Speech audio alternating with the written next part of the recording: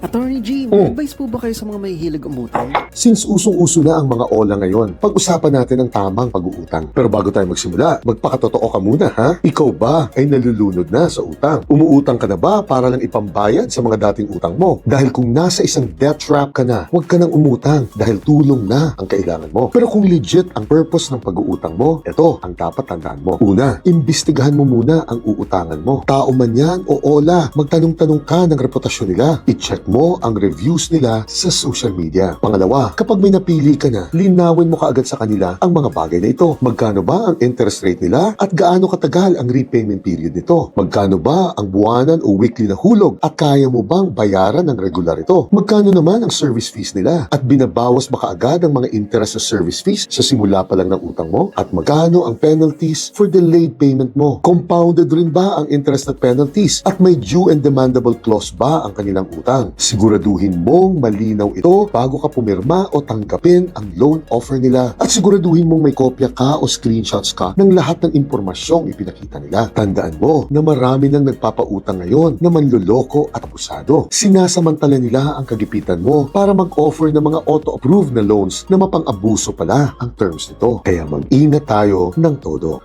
Gnet!